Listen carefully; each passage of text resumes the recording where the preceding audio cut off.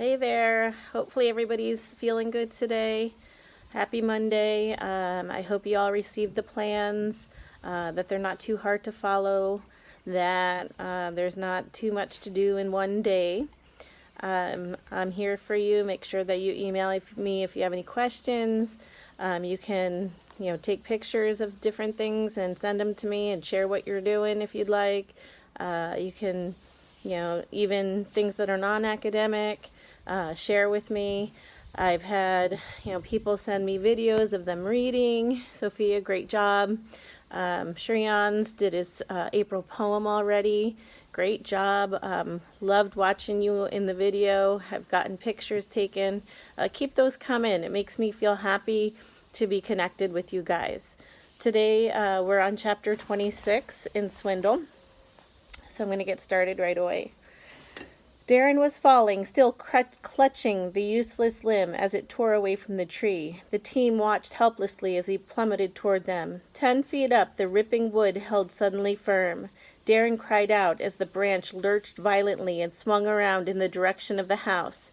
Crash! The bough slammed into a downstairs window, shattering the glass and tossing the boy like a rag doll into the Palomino home.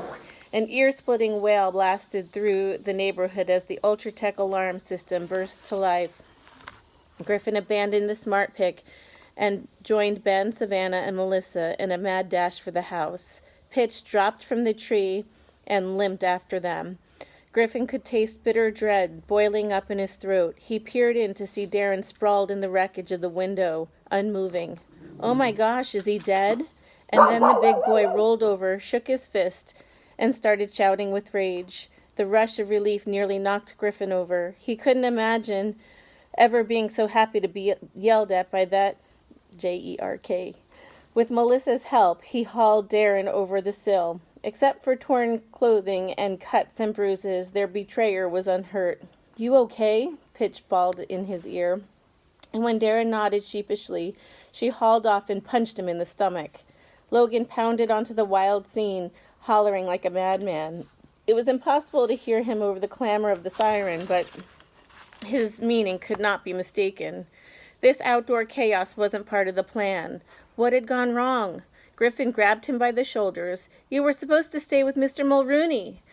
You think he'd sit through this kind of noise? The actor shouted back. He went inside to call the cops, so I took off. Did we get the card? The card. The smart pick was lying on the ground somewhere with $1 million payload in its pinchers. Griffin retraced his steps, desperately scanning the grass. He could see nothing in the darkness. This can't be happening, not when we're so close.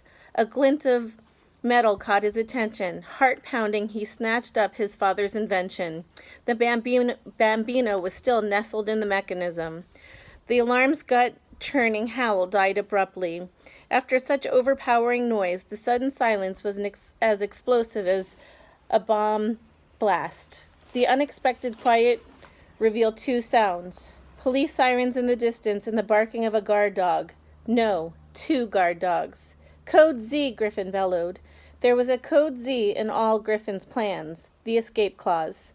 The moment when the operation was either completed or busted, or both, and all that remained was to get the heck out of there.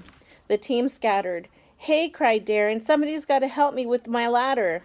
In your dream, snorted Pitch, who was limping at top speed, indicating that her ankle felt a little bit better.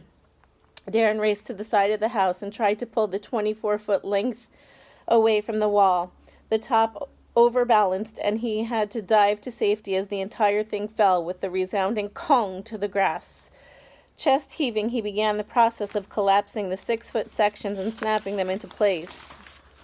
The second piece wouldn't budge. Frantically, he tried to stomp it down. Come on! He made a split-second decision and ran